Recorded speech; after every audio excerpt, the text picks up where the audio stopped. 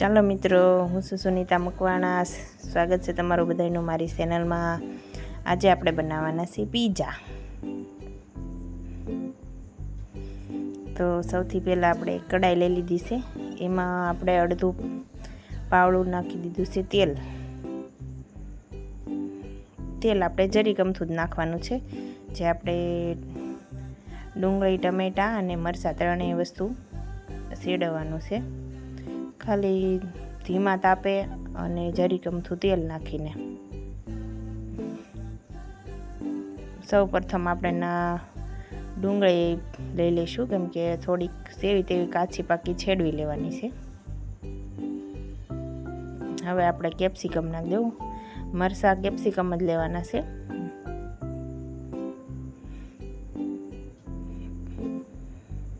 બસ આપણે 3 થી 4 મિનિટ જ તેને આપણે શેડવી લેવાનું છે.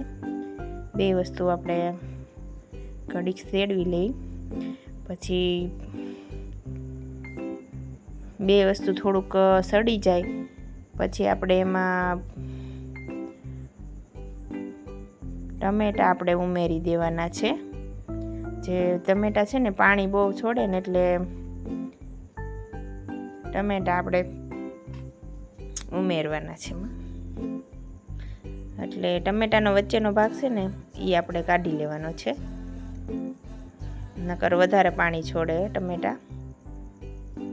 અંદરનો ભાગ જે ટમેટાં ન હોય ને એ બધો આપણે બહાર કાઢી લેવાનો છે.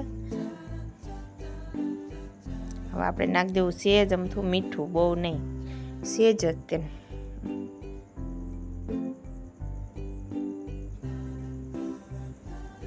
હવે આપણે ઘડીક એને હલાવી લઈશું. જો કે ટમેટાં જેવા તેવા જ છડવા દેવાના છે. હવે મેં લઈ લીધો છે પીઝાનો રોટલો.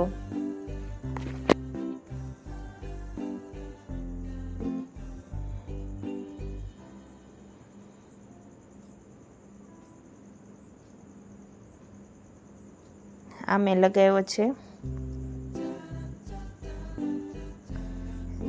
શેઝવાન સોસ, જે તમને મેં બતાવ્યો છે. શેઝવાન સોસ આપણે લગાવી દઈશું થોડોક એવો.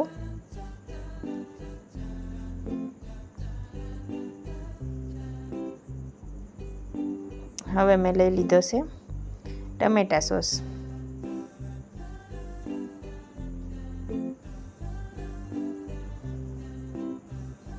જો કે મેં બધું અલગ અલગ નાખું છું, પણ તમે જો કે તમારે બનાવવો હોય તો તમે બે સોસ ભેગા પણ કરી શકો. તમે કોઈ પણ વસ્તુમાં લઈને. આ છે પીઝા ટોપિંગ.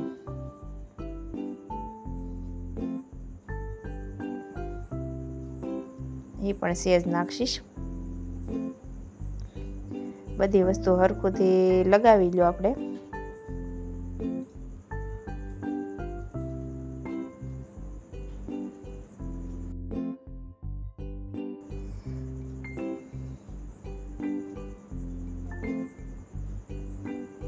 આ છે મેયોનીઝ.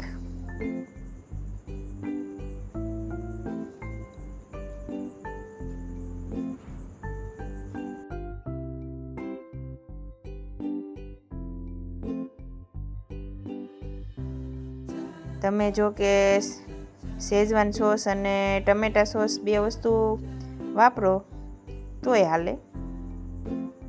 પછી બધાને અલગ અલગ પસંદ. હવે જે આપણે મસાલો શેડવી લીધો છે, ટમેટાં, મરચાં અને ડુંગળી, એ આપણે હરખુંથી આમાં પાથરી લઈશું.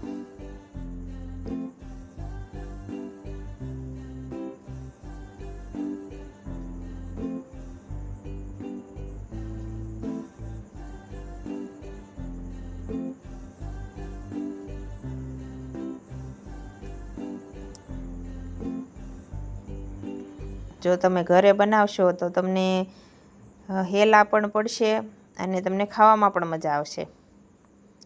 જો તમે એક વખત ઘરે બનાવશો ને તો તમને બહારના પીઝા ભૂલી જશો. આ છે પનીર.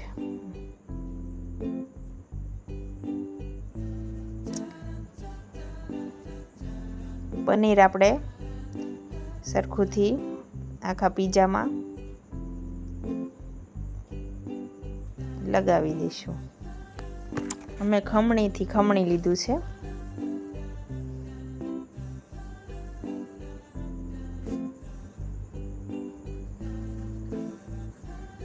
આ છે મોઝેરેલા ચીઝ.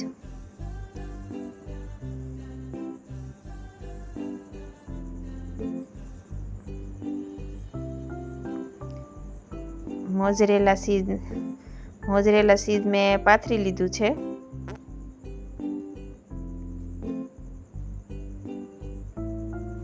આ છે ચીલી ફ્લેક્સ જે પાસે પડી છે.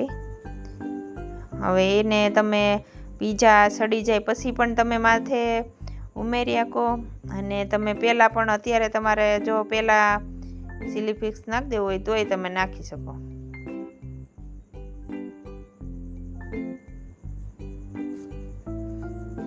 આજે મેં આગળ બતાવ્યો છે એ છે ચાટ મસાલો, અને સેજમથી ધાણા ભાજી નાખી દેશું. આ આપણો પીઝો તૈયાર છે.